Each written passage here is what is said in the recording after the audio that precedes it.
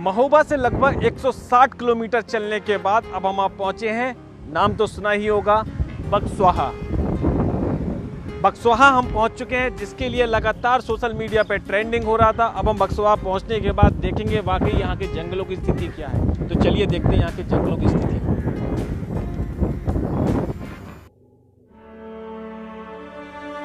हीरा खनन से बक्सवाहा के अस्तित्व पर संकट, लाखों वृक्षों के नरसंहार की सरकार ने की तैयारी, दर्जनों गांव और वन्य जीवों के अस्तित्व पर संकट। देश भर में विरोध के बावजूद बक्सवाहा के वीरमपुरा में कंपनी ने लगाया बोर्ड।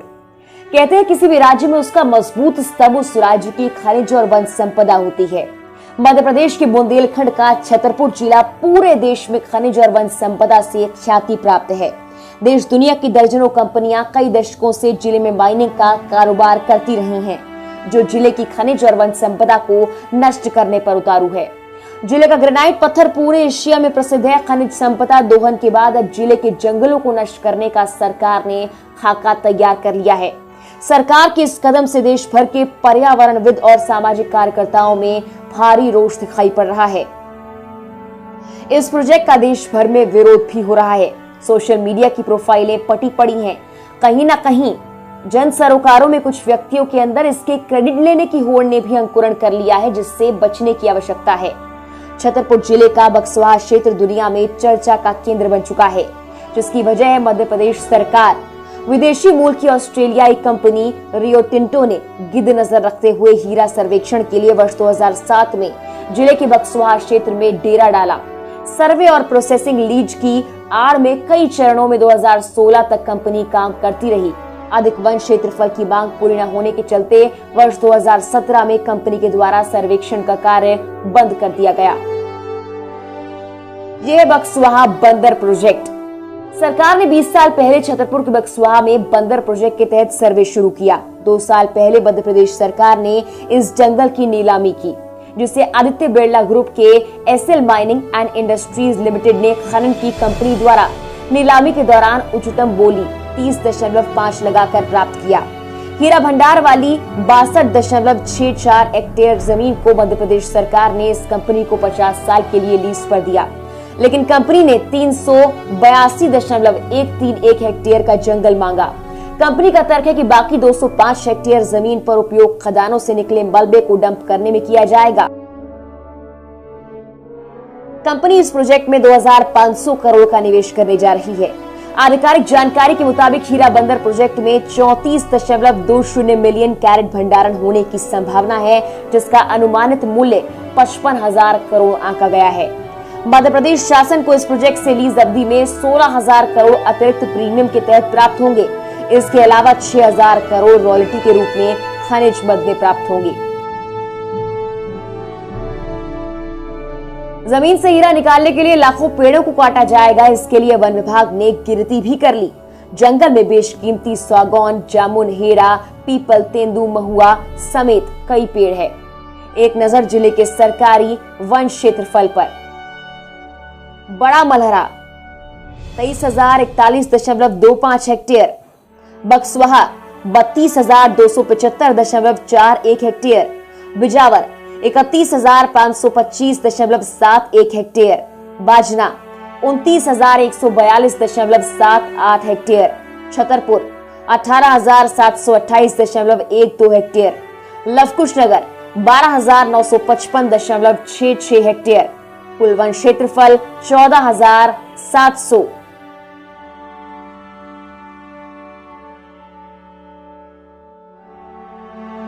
कुल वन क्षेत्रफल 1,47,668.66। प्रोजेक्ट से ये गांव होंगे प्रभावित। इस बंदर प्रोजेक्ट से जहां वृक्षों को नष्ट किया जाएगा, तो दूसरी ओर यहां के करीब 1 दर्जन गांव के रहवासी वनों पर ही आश्रित हैं। इन जंगल से तेंदुपत्ता, महुआ, चरवा, बेलपत्री, गाद आदि का लाभ लेते हैं, जो आदिवासियों की आजीविका का बेहद महत्वपूर्ण हिस्सा है।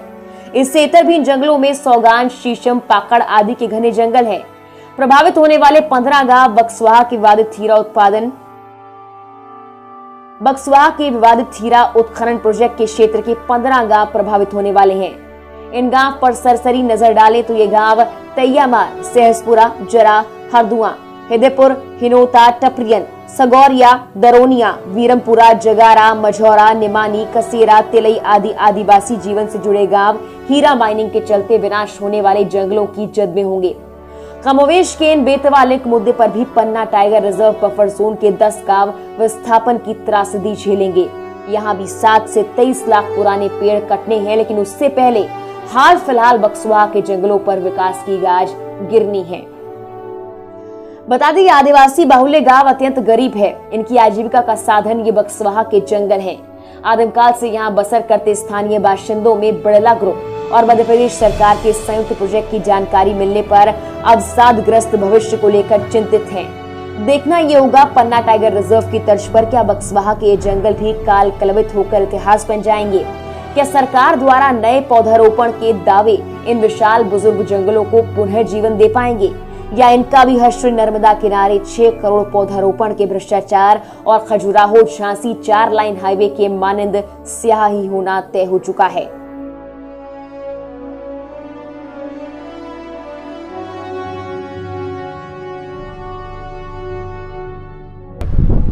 जैसा कि सबसे पहले 3 मार्च को एक दैनिक भास्कर की कटिंग निकली थी, जहां 3,15,875 पेड़ कटने वाले हैं। ये तो सरकार यहाँ खड़ी हैं, लेकिन वास्तविक स्तर पर इससे कई गुने ज़्यादा पेड़ कटने वाले हैं।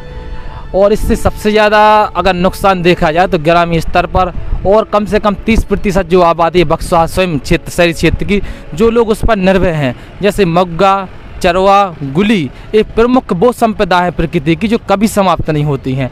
अब रही रोजगारों की बात, तो जो बिरला ग्रुप की साइड है, जो हम लोगों ने देखा है करीब 400 रोजगार है वहाँ पर। अब 400 रोजगार में उन लोगों ने ये भी नहीं बताया कि स्थानीय लोगों को कितने रोजगार दिए जाएंगे। और वहीं दूसरे ओर हम जाएं तो करीब 20,000 परिवार जो उस जंगल पर निर्भर हैं, तो उन लोगों का क्या हो। कौन है बक्सवा हीरा खदान का ठेकेदार?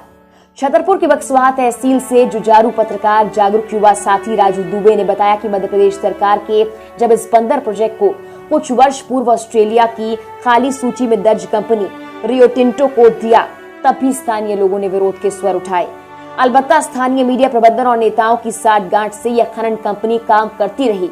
बड़े हिस्से में हीरा उत्खनन के बाद रियो टिंटो ने दफ्तर और तामझाम राज्य सरकार को हैंडओवर किया और वापस चली गई। पिछली शिवराज सिंह के कार्यकाल में एक बार फिर इस जंगल में हीरा खनन की योजना को पंख लगे और अन्य कंपनी के साथ बिरला ग्रुप और रियो टिंटो ने भी लीज टेंडर डाले। विदेशी कंपनी होने के चलते अब की बार मोदी की केंद्र सरकार ने यूपीए सत्ता जैसा काम नहीं किया और रियो टिंटो और केंद्र से सहमति और एनओसी प्राप्त नहीं हो पाई।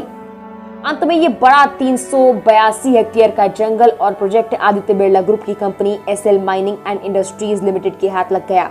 स्थानीय सगोरिया गांव के संरक्षित जंगल में 382 हेक्टेयर वन भूमि, वो भी 50 वर्ष के लिए लीज पर देने की प्रक्रिया का कार्य शिवराज सिंह की मौजूदा राज्य सरकार 2,500 करोड़ के अनुमानित राजस्व लाभ पर कर चुकी है।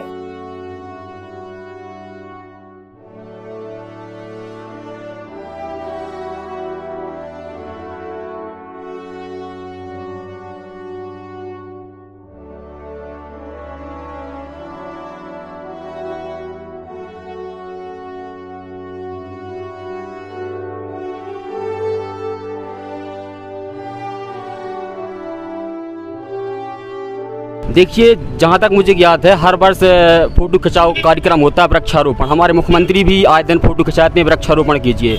पिछली रियो कंपनी थी जो हमारे यहाँ पर ये मंडी प्रांगण है, वहाँ पर कम से कम 27 लाख के वैसे वृक्षारोपण किया गया था। अगर आप वर्तमान में जाओ वहाँ पर देखें तो एक भी वृक्ष वर्तमान में मौजूद नहीं है। सूत्र और स्थानीय पत्रकार राकेश रिछालिया बतलाते हैं कि 345 मीटर की गहराई से हीरा माइनिंग मटेरियल निकाला जाएगा। इसमें करीब 2,15,000 पुराने पेड़ काटने का प्रस्ताव है। इसी बात का विरोध लोग, स्थानीय युवा और सोशल मीडिया में अब ट्रेंड कर रहा है। हाँ मैं बक्सवा हूँ, हाँ मैं बक्सवा हूँ। लगातार सोशल मीडिया में कई दिनों से आप देख रहे होंगे कि लोग अपना विरोध दर्ज करा रहे हैं बक्सवा के जंगलों को लेकर। जब महोबा न्यूज टीम ने इस चीज को जानने की कोशिश की तो आज हम यहाँ मौके पर आए हैं बक्सवा जो जकी जंगल है। इस जगह पर लगातार 2 बजे से लोग विरोध कर रहे थे। जानकारों के मुताबिक और यहाँ के लोगों से बात करने के बाद हमें जानकारी मिली कि 5 से 7 साल पहले यहाँ पर एक कंपनी आई थी टोरेंटो नाम की, जो माइनिंग के काम की, डायमंड से रिलेटेड काम के लिए लगाई गई थी। 7 वर्षों से काम करने के बाद आज जब इस क्षेत्र की स्थिति देखी तो यहाँ पर आज भी विकास दर 0 है, यानी कि अंडे के समान इसलिए कहा है क्योंकि विकास के नाम पर यहाँ पर लोगों को सिर्फ ठगा गया है, बाकी कुछ नहीं हुआ। तो क्षेत्रीय लोगों का विरोध करना इसलिए लाजमी है क्योंकि अब दोबारा कोई अगर दूसरी कंपनी आएगी यहाँ कार्य करने के लिए तो उसकी क्या गारंटी है कि उनका विकास होगा कि नहीं।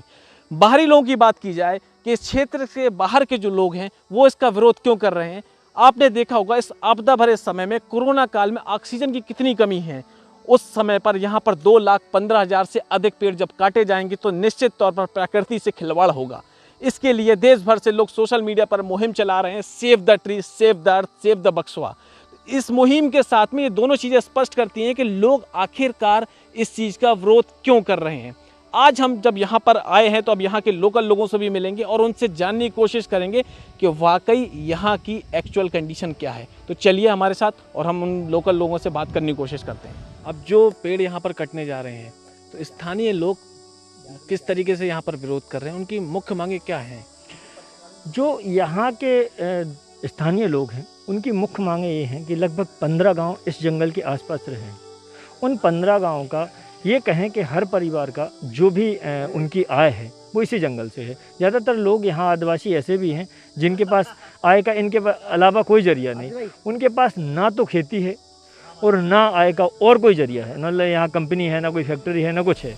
तो उनके लिए ये आप देख रहे होंगे महुआ है, पत्ती है, जो भी गुली या फिर जो भी चरवा जो भी निकलता है वन संपदा, उसी से उनका काम चलता है। और लगभग एक परिवार जब मैं यहाँ लोगों से कल बात कर रहा था तो बता रहे थे कि एक परिवार 1-2 लाख रुपए इसी वन से उन्हें वन संपदा के रूप में मिलती है और उसी से उनका काम चलता है। देखिए, आप यहाँ लोकल के रहवासी हैं, बक्सवा के रहवासी हैं और लगातार सोशल मीडिया पर चाहे वो बक्सवा क्षेत्र की बात हो, प्रदेश की बात हो, देश में लोग यहाँ के लिए सपोर्ट कर रहे हैं। तो वो लोकल आपको रहने के साथ में यहाँ का ज़्यादा अच्छा नॉलेज है, तो आप हमें ये दर्शकों को ये बताइए कि आपको यहाँ जंगल चाहिए कि हीरा?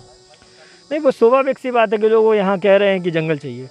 सबसे पहला लोगों का यही है कि जंगल चाहिए।